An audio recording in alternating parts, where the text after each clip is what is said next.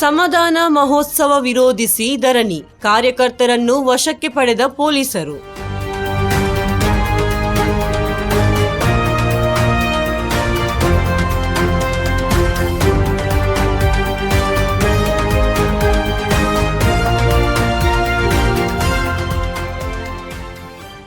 ಉಡುಪಿಯ mission ಕಾಂಪೌಂಡ್ನಲ್ಲಿ March 20ರಿಂದ 22ರವರೆಗೆ ನಡೆಯುತ್ತಿರುವ ಸಮಾಧಾನ ಮಹೋತ್ಸವ ಕಾರ್ಯಕ್ರಮವನ್ನು ವಿರೋಧಿಸಿ ಹಿಂದೂ ಜಾಗರಣಾ ವೇದಿಕೆ ಕಾರ್ಯಕರ್ತರು ಪ್ರತಿಭಟನೆ ನಡೆಸಿದರು.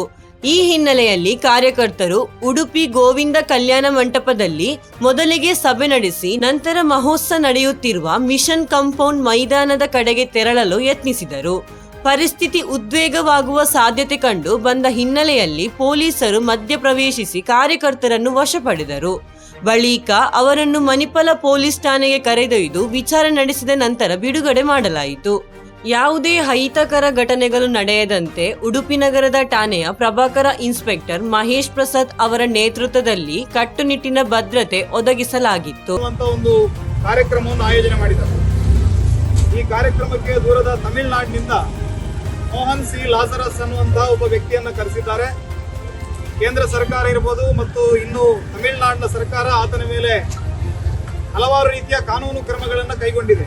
ಯಾಕಂದ್ರೆ ಆತ ಅಕ್ರಮವಾದಂತಹ ಮತಾಂತರ ಕೃತ್ಯಗಳನ್ನು ಮಾಡುತ್ತಾನೆ, ವಿದೇಶದ ಹಣವನ್ನು ಬಳಸಿ ನಮ್ಮ ದೇಶದಲ್ಲಿ ಮತಾಂತರದ ಜಾಲವನ್ನು ಹರಡಿದ್ದಾನೆ ಮತ್ತು ಅನೇಕ ಹಿಂದೂಗಳನ್ನ ಪ್ರಾರ್ಥನೆಯ ಮೂಲಕ ರೋಗಗಳನ್ನು ಗುಣಪಡಿಸ್ತೀವಿ ಅಥವಾ ಇನ್ನಿತರ ಆಮಿಷಗಳನ್ನು ಒಡ್ಡಿ ಮೋಸ ಮಾಡುವಂತಹ ಕಾರ್ಯಕ್ರಮಗಳನ್ನು ಮಾಡಿ ಬಹಳ ದೊಡ್ಡ ಪ್ರಮಾಣದಲ್ಲಿ ಮತಾಂತರವನ್ನು ಮಾಡುವಂತಹ ಕೃತ್ಯವನ್ನು ಮಾಡ್ತಾ ಬಂದಿದ್ದಾರೆ. ಅಲ್ಲಿಯ ಹಿಂದೂ ಬಂಧುಗಳನ್ನ ಬೇರೆ ಬೇರೆ ರೀತಿಯಾದಂತಹ ಆಮಿಷವನ್ನು ಮೂಲಭೂತವಾಗಿ ಕಾರ್ಯಕ್ರಮದಲ್ಲಿ ಭಾಗವಹಿಸೋದಕ್ಕೆ ಅವಕಾಶವನ್ನು ಕೊಟ್ಟಣ ಅಂತ ಹೇಳುವಂಥದ್ದು, ತಮಿಳುನಾಡಿನ ದೇವಸ್ಥಾನಗಳನ್ನ ಸೈತಾನನ ನೆಲೆ ಅಂತ ಹೇಳಿರುವಂತದ್ದು, ಈ ರೀತಿಯ ಕೃತ್ಯವನ್ನ ಅನೇಕ ಬಾರಿ ಮಾಡಿದ್ದಾರೆ. ಇವತ್ತು ಇಲ್ಲಿ ಸೇರಿರುವಂತಹ ಉದ್ದೇಶ ಏನು, ಇಲ್ಲಿ ನಮ್ಮ ಉಳಿದ ಹಿಂದೂಗಳು ಭಾಗವಹಿಸಬಹುದಾದ್ರೆ ನಾವು ಹಿಂದೂ ಕಾರ್ಯಕರ್ತರು ಯಾಕೆ ಭಾಗವಹಿಸಬಾರದು? ನಾವು ಕೂಡ ಆ ಕಾರ್ಯಕ್ರಮದಲ್ಲಿ ಭಾಗವಹಿಸ್ತೀವಿ.